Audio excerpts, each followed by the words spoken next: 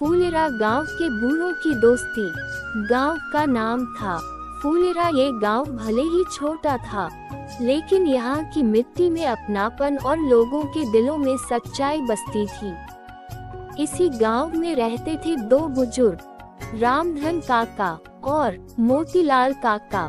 दोनों की उम्र लगभग 80 वर्ष के पार थी, लेकिन उनका उत्साह और जीवन शैली आज के नौजवानों से कम नहीं था।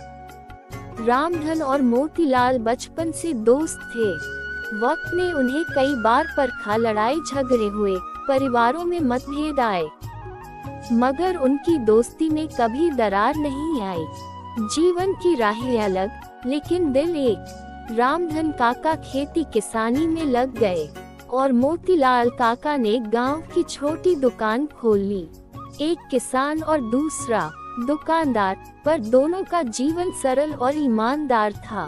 जब भी गांव में कोई फैसला लेना होता, पंचायत से पहले लोग इन्हीं दोनों की सलाह लेते। दोस्ती की पहचान। एक बार गांव में एक बड़ा झगड़ा हो गया।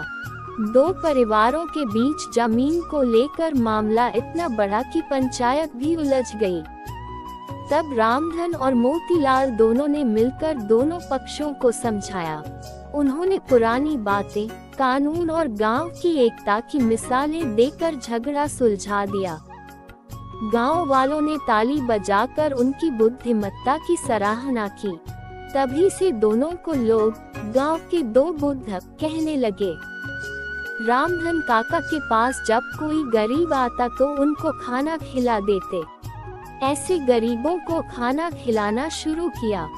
जब मोतीलाल काका को ये पता चला, तो उन्होंने भी अपनी दुकान से सामान लेकर रामधन काका के पास गए और आपस में बात करके रामधन काका और मोतीलाल काका दोनों ने मिलकर गांव में एक भंडारा शुरू किया, जिसमें रोजाना गरीब लोगों को खाना खिलाते।